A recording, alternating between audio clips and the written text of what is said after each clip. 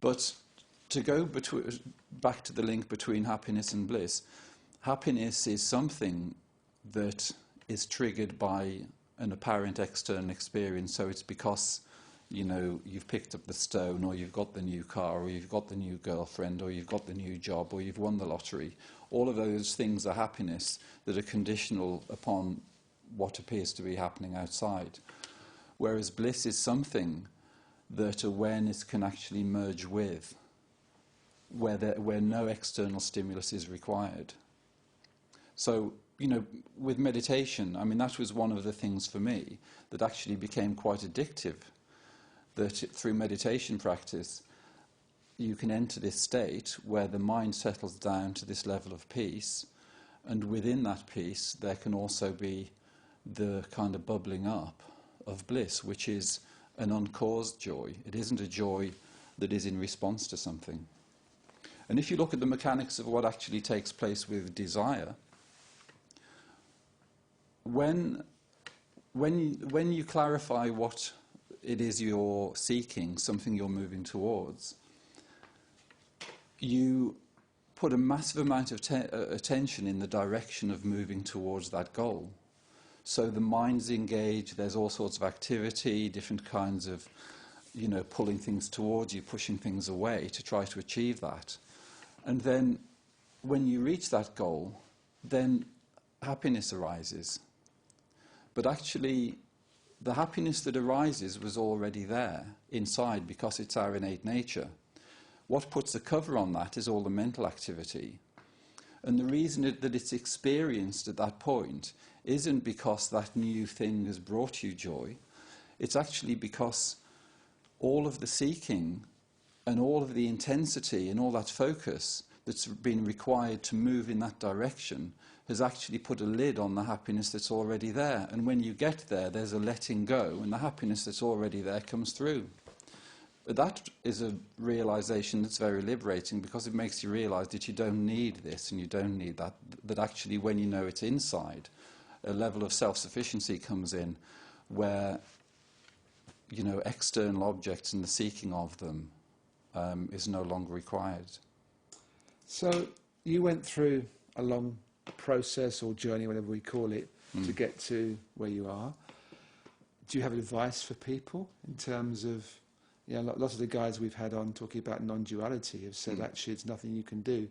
They're all seekers in their own way. Yes. And they spent time doing meditation and all kinds of things, but they say in the end, it happened.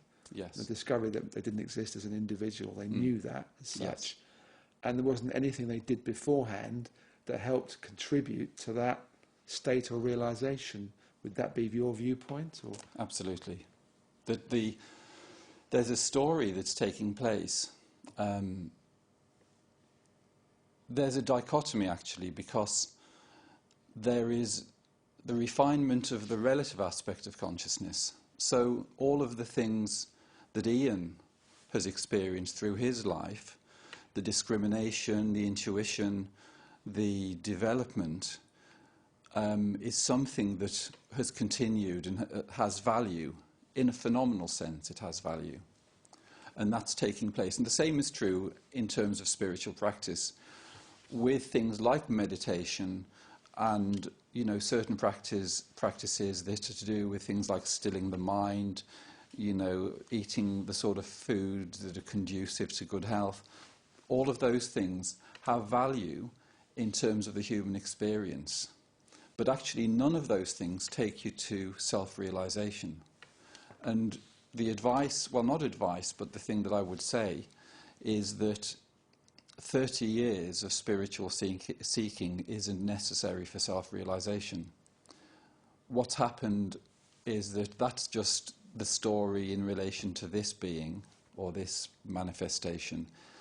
And what's apparent now, and I've experienced it firsthand, is that people where there's been no spiritual seeking in some ways are more ready for this shift than those who've been seeking for a long time, because the seeking, the gathering of the concepts, the attachment to the practices is something that can actually disguise it further. There have been experiences, because the shift for me was in November 2005, as I said, there was that period of integration where there was the move from seeking into allowing. And then from there, only this year, actually, the first time it happened in February 2008, one or two people just started turning up. Okay. And they were sort of, they just kind of turned up and started asking me questions, you know, people either in a state of suffering or something that they wanted to know. And it isn't something that I was seeking to impart, it's just that they kind of knocked my door and said, you know, what would you do in this situation? Yeah. And it's really interesting that about 8 people this year, as a result of non-dual pointing, have made the shift. 2 of them have been very young. The one of them is only 20 years old, and she actually had an aversion to spiritual knowledge, you know, meditation and that sort of thing. You know, she wasn't interested in it at all. But going through the process of non-dual pointing, this one evening, the mind just totally stopped for her, and she saw who and what she really was. Right. And then there was just a complete, you know, a complete letting go. The interesting thing is that the way her life is being lived is very similar to the way it was before, but there's more enjoyment in it because the contrast that becomes apparent between the total stability of knowing that you've never actually left home, and then the contrast of experience of relative life. It just gives it a context that's totally different. It's like when you're watching a film. If you're watching something on TV or, you know, at the cinema, there can be an engagement in that where it appears as though you're just totally identified with it. You just identify with what's going on. So all of the kind of roller coaster of the drama, you're going along with that. But awakening is simply, in terms of human life, the waking up to the realization, actually, I'm watching this, that this is going on, but it is a drama. So all of the pain, all of the contrasts that are evident in life on Earth are seen in that context. And you can experience it, but you're not it.